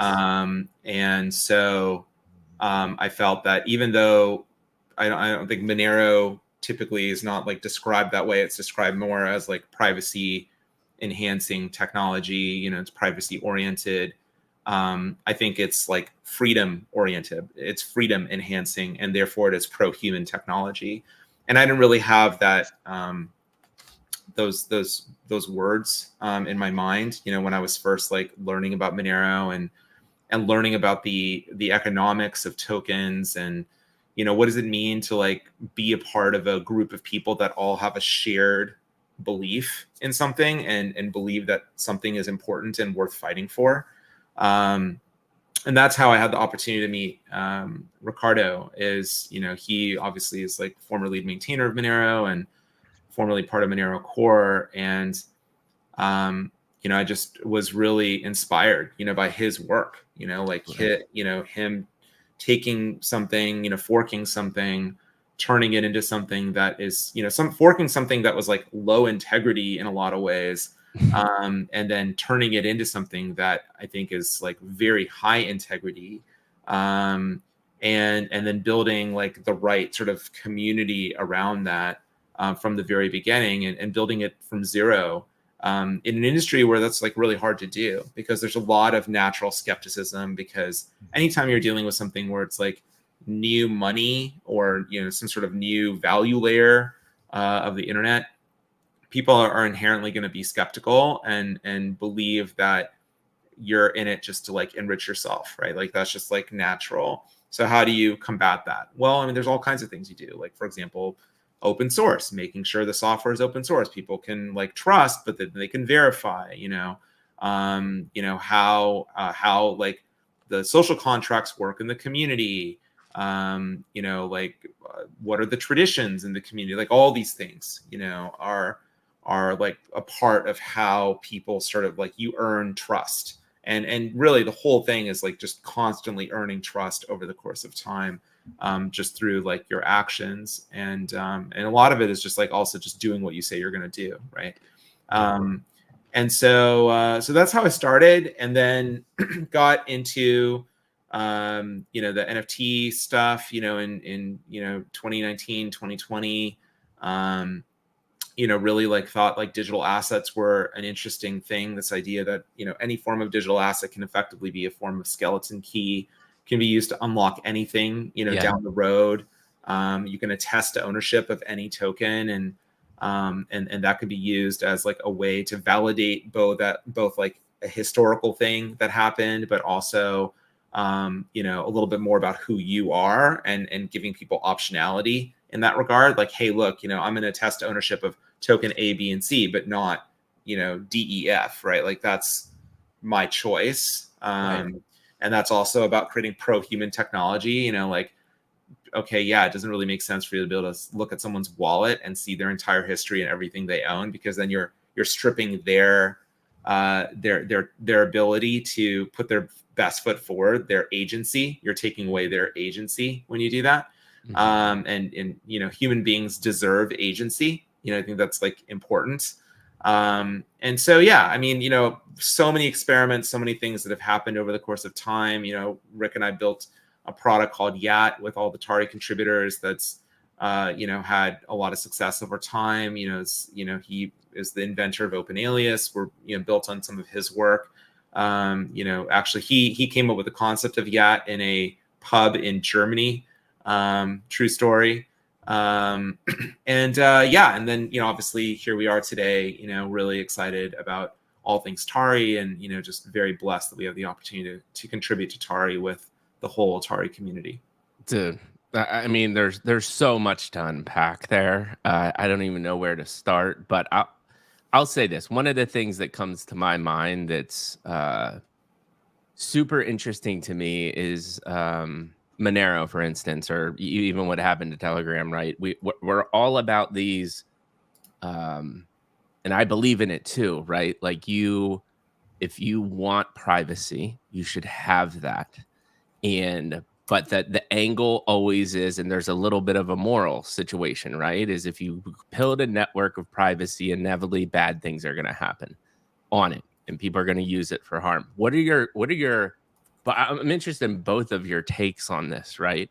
Because I think it's just a product of life. But like, what do you think when you're building platforms like this, and then inevitably they're used for bad, and just your take on that from I don't know, a moral perspective, but like a business owner, someone who's created these things, because I think it's a really interesting subject. Look, and every system that's designed out there has trade-offs. Yes. You have to decide what you want. Right. And I think a lot of people out there say, well, someone might be a scammer, and someone might be a criminal, and someone might do bad things. So therefore, we need to watch everything that everyone does. Right. And that right there is the fallacy. Like, that right there is the heart and soul of the mistake, right? That I think a lot of people make. They say, okay, well, Naveen could be an axe murderer. He could be. Mm-hmm. Right? Like, okay, well, what does that mean? Does that mean that, like, now you're going to watch every single step I take? You're going to put a camera in my home? What if I have an axe in the home? Right. What does that mean? Protect the children. Like, oh, we're going to watch every financial transaction he does. We're going to, like, have someone, like, where do you want to end with this? Right. Where you can take surveillance all the way to the, like, 1984-esque end state, the Minority Report end state. You can take it all the way there if you want. Right. It could be like fucking Gattaca, Yeah. And so I think, like, that's the problem is, when you have people really smart people, by the way, invent platforms like WorldCoin or platforms like Ethereum, these platforms, you have really smart people in the United Kingdom who are, like, advocating, we need to have cameras on every street corner. There are more cameras. There must be more cameras, because, like, someone could be, like, raping someone in the dark alleyway, right? And that's sort of like the problem. That's the fallacy, right? Because the problem with that is the trade-off. So the trade-off is that now you are taking away people's freedom, and the definition of what is right and wrong, obviously in some cases, is very black and white. Like, rape is wrong. Right. No one is advocating for it. No one. Okay. The problem is that there's a whole bunch of things that are closer to like the line in terms of what is right and wrong. You know, something that I always say is that, like, you know, I come from California. In California, marijuana used to be illegal. Right. It used to be illegal. And people were arrested all the time for possession of even small amounts of marijuana. Okay. And so, okay, what happens if you have ultimate surveillance state and something like marijuana is illegal? And now all of a sudden, you know, like, you're all recorded on camera smoking a joint, you know, on the side of the road or whatever it is. And now you have the Gestapo at your home knocking on your door. It's like, okay, well, is that the outcome we all wanted? Do we want to all live in a world where you can't make mistakes? You can't try things. You can't do, you know, Rick mentioned hustle and just like sneaking your way into something. How do you do that if like everything is being surveilled? How do you make mistakes? And then what do you do when everything is a scarlet letter? Every single thing you've done. I've made so many mistakes. Yeah. I guarantee you I've done illegal things in my past. I guarantee it. Yes. Definitely happened. But I can tell you right now, it's not a scarlet letter. It's not. Yeah. But if you fucking use Ethereum, it is. Yep. That makes 100%. No sense. So you have to decide what kind of society you want to live in. Do you want to live in a society where, you know, everyone is being watched and everyone is gated, and, you know, everyone is like trying to, you know, carefully, how I communicate. Like, you imagine people passing written notes back and forth with each other because like the Gestapo's watching. Like, that is stressful. Yes. That is not how human beings were built to live. That is not how human beings have evolved over time. Look at fucking history. That is not how human beings were built to survive and live. Or do you want to have a world where, look, sometimes bad things will happen. There are bad apples. There are bad people out there. But we're interested in protecting the whole. We're interested in protecting everybody. And therefore, some people might use something like Monero for a bad purpose. But you know what? It's better that we're protecting the whole, and not every single financial transaction is a scarlet letter, because that's unhuman. That's not how human beings work. And you want to enable people to have freedom and have privacy and be in control of their affairs and have agency. So that's the problem. I love it, man. Yeah, I feel the passion and I love it. Maddie, for sure. I think that, first of all, there's a reason that we all had to read 1984 in school. And it's a shame that that's going away, because you need these lessons. Because I think what happens is people think that freedom is on the opposite side of risk, and they're on the same side. You can't have freedom without a potential for risk. And I think what happened is there's a narrative people put where it's freedom versus safety. But when you strive towards only safety, you will, by definition, remove freedom. That's the only way to do it. And so I think that I love how you said it, Naveen, is that people have to decide what kind of life they want to live, you know, what kind of society we want to build here. If you want the freedom, you know, there's going to be a risk. You know, if you want to take away the freedom, like, look, isolation in prison is about as safe as you can get, right? You're just in a bubble, but who wants to live like that? You know what I mean? And so I think we have to find that balance. And I love the way you said that. That was a great breakdown. The funniest part about it is when you sit down with someone who's like a pro surveillance person and you start asking them questions like, oh, you're pro surveillance. Cool. So camera in your bedroom? Oh, no, I don't want that. Are you cool with that? You know, no blinds on your windows?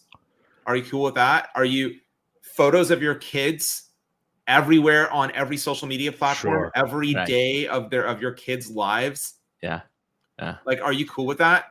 Are you cool with every single conversation you have being recorded? 100%. Cool with that? But even that, like, those are the extremes. I mean, here's the thing. Name me one person that loves getting a ticket from a red light camera. Like, name me one person that's ever been like, yes, I got caught for that on this red light camera. Nobody. And you irritated by it. Like, man, they're just sitting there collecting checks.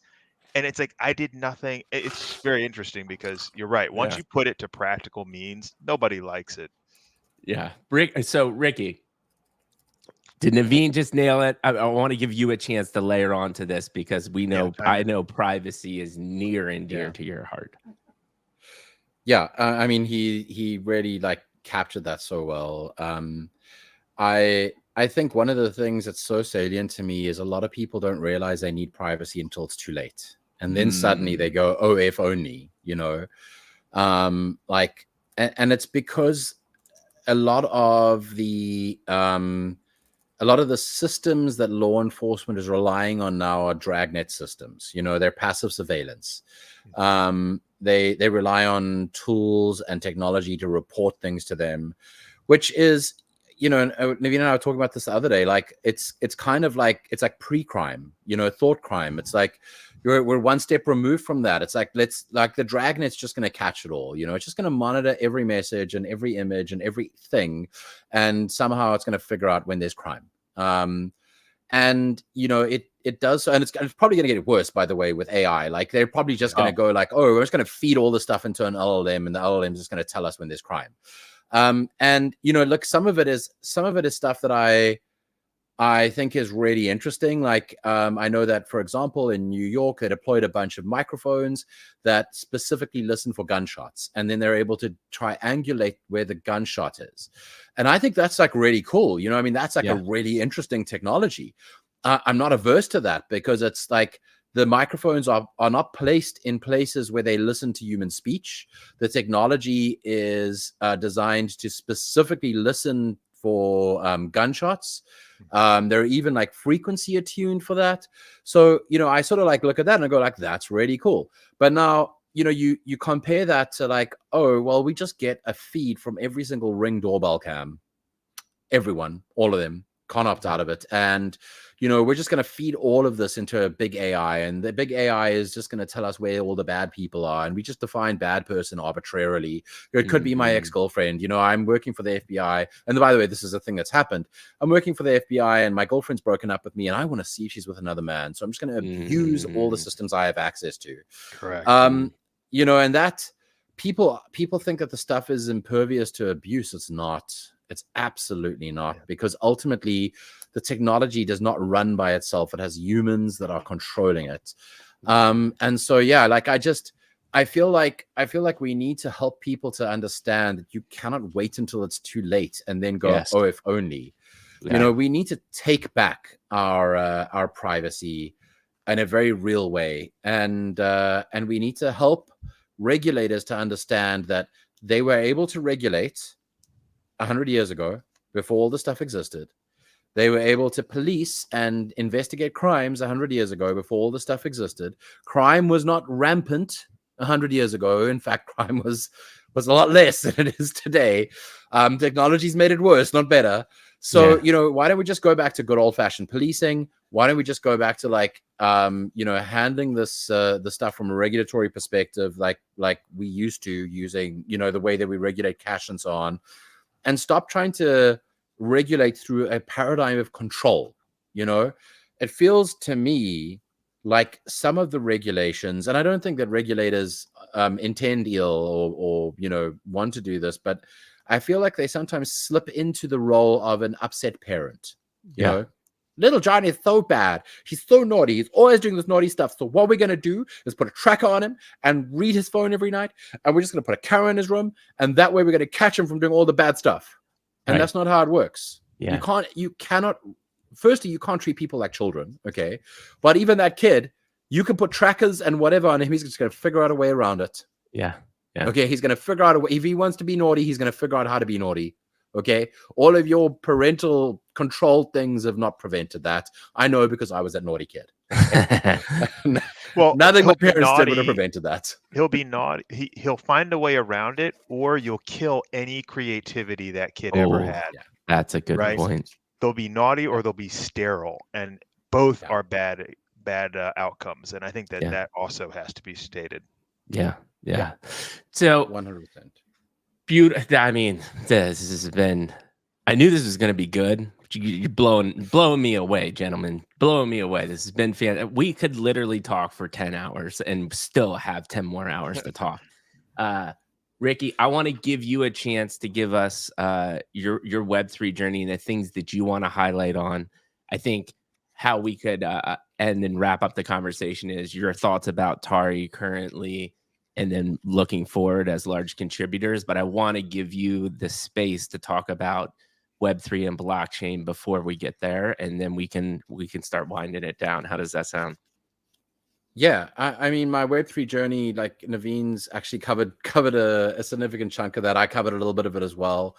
Sort of post my attempts to break Bitcoin. Like I said, I got involved with mining. I created a flat packable, stackable open air frame for GPU and CPU miners in 2012. That sold really well in the first Bitcoin Black Friday. That sort of, like led me to, I had a lot of customers who wanted to pay with like a variety of altcoins. They wanted to pay with Feathercoin and, all these like cryptos that were very popular in 2013. And so I built a payment gateway called Globy to facilitate that. A lot of the stuff was like solving a problem for me and then solving a problem for other people. Mm-hmm. And then, got sucker punched into being the lead maintainer on Monero, which is a thankless job. You don't get paid for it. You're a volunteer. You get blamed for everything. You're the you're the person who slows everything down and like says, no, we have to wait for other people to review this pull request before I'll merge it. Right. Right. You eat a lot of abuse.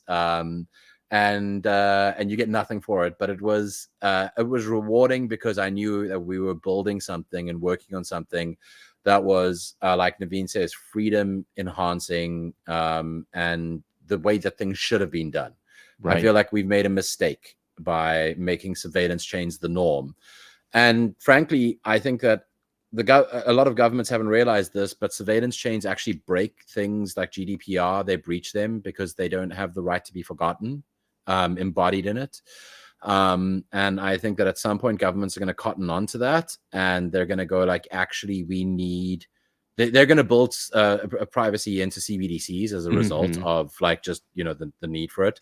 And then they're going to turn around and go like, actually, Bitcoin and Ethereum and all of these chains might be illegal because they don't have the requisite level of privacy. And that's going to be a wild rock and a hard place for them, because they're going to go like, we don't like Monero because it's a boogeyman. And we also don't like these other things because they don't have privacy. That's why I think stuff like myself and other contributors are building at Tari is so important. Because you need to, like anything that you're building nowadays, any L1, L2 that you're building, any system that you expect both corporations and individuals to use needs to have privacy, and if you're building a centralized thing, you as a developer can decide on like what that looks like, what your regulatory risks are and thresholds and threat model is. But you should absolutely be baking as much privacy in as you can. It should be challenging for anyone to breach that privacy. They should have to come at you with subpoenas and, hopefully cross oceans to literal oceans to get to your jurisdiction and break down those privacy walls. If you're building something centralized, and it's not difficult to do that. Right. It's 2024. Regulatory arbitrage is a lot more trivial than it used to be. Certainly, like playing arbitrage from like a data center perspective for your database and whatever is a lot easier. Like, as Joey Swall says, you need to do better. I love that's a great way Joey Swall, very poignant at the end. I'll say this. Let's do the Tari, and what I'd love to start with, and then Naveen, you can chime in on your thoughts about current state of Tari, and then we'll go 6 to 12 months. We have one more question. I swear it's a softball, and then we'll start winding it. I have a hard stop in 2 minutes, just to be very clear. So, okay, yeah. So what we'll do is this. Ricky, if you can do the future of Tari, we'll do in 2 minutes. Naveen, you have now been through the midlife crisis podcast. You have been a big part of things in blockchain and Web3. How do you think today went compared to other things you've experienced in the space? Oh, I mean, look, I think it's an awesome conversation. Really, really honored and appreciate the opportunity to share our story. So thank you both for having us.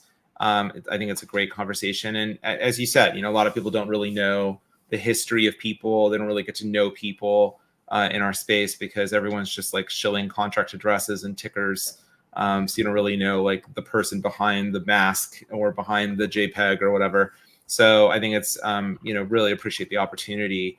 And then, yeah, like as it relates to Tari, like the most important thing for people to know about Tari is that the core goal is to make it like wildly easy to use. So, we've built this product. You can bring it up. I just shared my screen if you want. Yeah. We built this product called Tari Universe.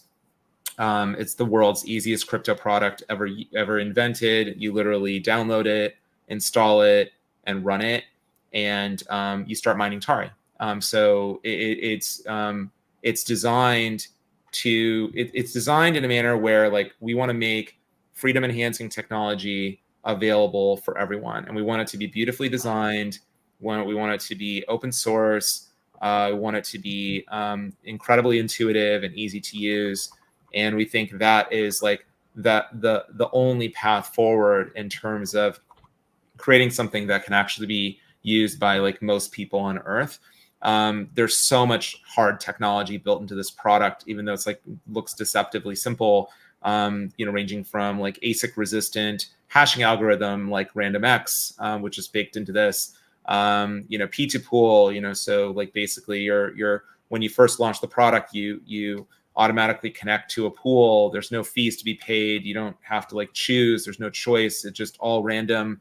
And then you start to mine, and then you get, basically paid in testnet Tari tokens based on the computational power you contribute to the network. The visualizations, all the hard work that's gone into the visualizations. Beautiful, man. There's so much. There's like a lot. Yeah. And we think like it's really, really important for people to like consider and invent products like this, because that's ultimately what pushes our ecosystem and our universe forward.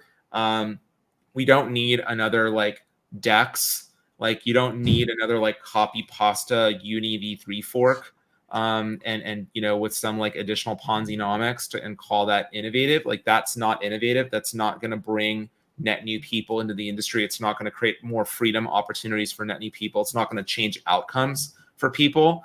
We're in this to try to change outcomes for people. Yeah. And we believe very strongly that, technology like Tari, which is freedom enhancing, which is open source, which is, has like very fair tokenomics, like 70% of the tokens are being mined by everyday people. There's no like games to be played. It's all very direct and clear in the code base. Like, or will be, as we get closer to mainnet launch, like all these things are a part of like Tari, and it's all building upon this whole experience we had in this whole conversation. And this is sort of like the end result for both myself, Riccardo, and this whole group of amazing contributors to Tari. Yeah, and now you see why we went through that journey, because this all now makes sense. So have a great day, man. I appreciate it. Ricky, if you don't have a hard stop, we go a few more minutes. Okay, so Naveen, amazing. Yeah, thank you guys. I'll see you soon. Later. Take it easy. Ricky, same for you. Like just current state of before we get into that last question that I just asked Naveen, current state of Tari, anything you want to talk about in the next 6 to 12 months, and then we'll ask that final question. We'll call it a day.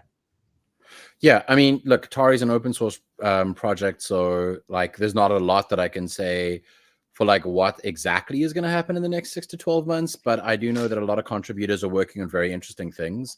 It's currently live on testnet. There are a lot of contributors that are pushing hard to get to mainnet soon, and I believe it'll happen. And that's the L1, which is, sort of more of a basic value layer, security layer, and then the L2, which we call the OODL, which is just L2 backwards. The OODL is it should also be available in testnet pretty soon. That is going to take a little bit longer to get to mainnet, because obviously there's a lot moving parts there. There's a lot of stuff that needs to be built.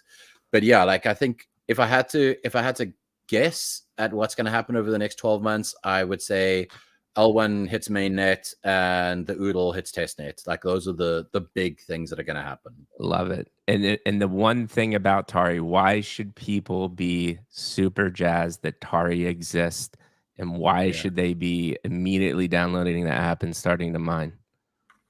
Yeah, so I mean, I think the fact that like there's two things really. The first is that proof of work is super important. We have proof of work on the base layer.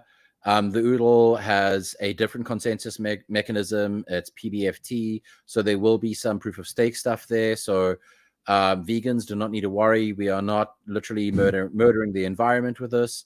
Yeah. We're also, 50% of the hash rate is merge mined with Monero, so we're not even like creating a whole new mining culture there or group of miners. So we're really trying to, leverage a lot of existing security tech to make it as bulletproof and as robust as possible. And then, I mean, that's the one thing, proof of work is important. It's the only proven security system that's been around for the longest possible period of time. Nothing against proof of stake. I just don't think it belongs on an L1. I think proof of stake is, something that should ultimately break down to a known good security system, which is proof of work. So, right. Have at it on an L2, but just your L1 needs to kind of be a little bit more sacrosanct. Mm-hmm. And then the other thing that's so exciting is contributors, the Tari contributors, myself included, Naveen included, are hyper fixated when it comes to the user experience. Mm-hmm. And I just frankly don't believe that any other project out there is building something that has this level of attention to detail when it comes to the user experience. And that means that dApps that we call taplets that are built on top of Tari, taplets will focus similarly on UX. Not all of them, but when that's the culture and that's the tradition, that's what's going to happen. And of course, it stands to reason that there will be Tari contributors who will eventually stop contributing to Tari itself and will build up their own taplets, will build their own incredible decentralized apps. Right. And they'll have inherited that culture of when I was contributing to Tari, I was everyone was just focusing on an incredible user experience. So now with my project, I need to do the same. Right. And I think that is incredible. And I'm hyper excited about that. Dude. Beautiful insight. And let's wind her down, because you are an insanely busy human being. Your number one thing is time. You just gave us almost 2 hours of it. That is a lot of money you just gave us. So I appreciate that. You've now been through the Midlife Crisis podcast experience, Web3. You've been on Spaces. You've done the whole thing.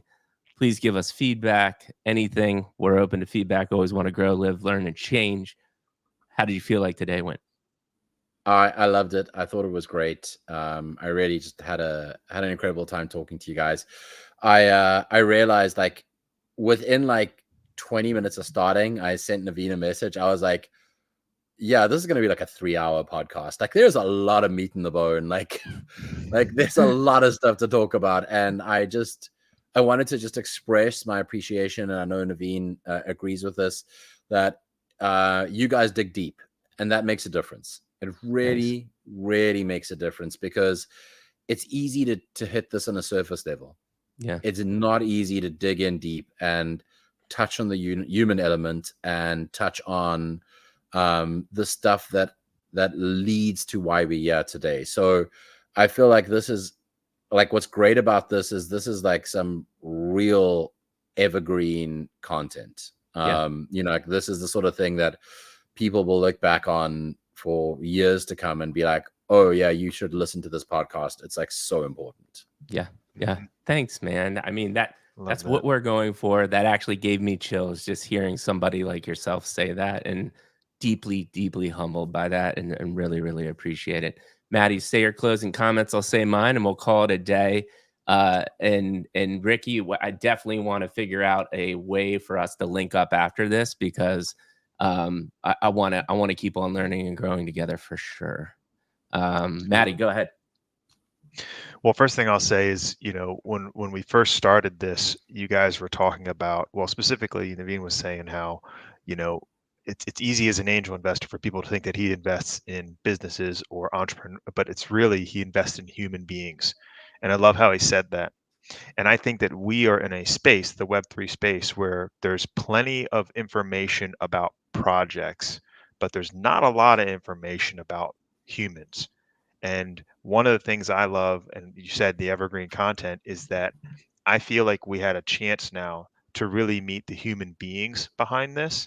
And when asked, what do you look for when you're looking, scouting human beings, I love that term, thunder lizards.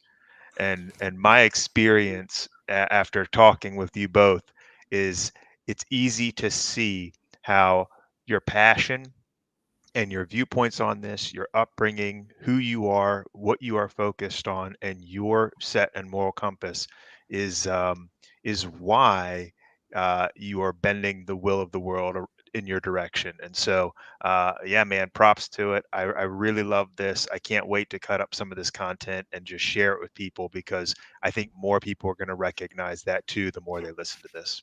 Right. The beautiful, beautiful comments. Everything that Maddie said. Ricky, like I said in the beginning, man, I hope I delivered on the virtual campfire and we just started building a friendship, because that's how it really felt to me. You're one of the people that have come through this podcast that we're going to do everything in our power to continue to build that relationship. I can tell you're just a good human being. And it's cool to me in the sense that, like, we all went through this generational thing of analog and digital, like we were talking about. You went deep down the tech route. Listen, man, I took C++ in high school and I said, fuck this. I am not attention to detail. I cannot do this. This is not how my mind works. I went brain, creative advertising, brand stuff, like design, graphic design. So UI and simplicity it resonates with me, right? But we also ended up at the same place, which is we understand that what happens in the background, the people, the processes, like that is the critically important part. And to hear you do it from a different perspective, but end up at the same place, really resonated with me and just made me affirm that what we're doing and the type of content that we're delivering on this podcast is the right thing to be doing. Other than that, you're a beautiful human. You're a beautiful soul. I cannot wait to continue the relationship. This is one of the best podcasts by far that we've had. We've talked over 200 founders, and you're top 10, no doubt. Maybe even be approaching number 1. I don't know. I'd have to go back. But thank you so much for your time. I know your time is insanely valuable, and we just got 2 hours of it. You are incredible. Thank you so much. And I can't wait to keep on talking, man. Yeah, thanks so much for having us. We really appreciate it. Awesome. And with that being said, the Midlife Crisis podcast show is coming to an end. We freaking love you all. We will be back next week. Pay attention to our Twitters. This was incredible. Midlife Crisis, Mikey G, Maddie, and Riccardo are out.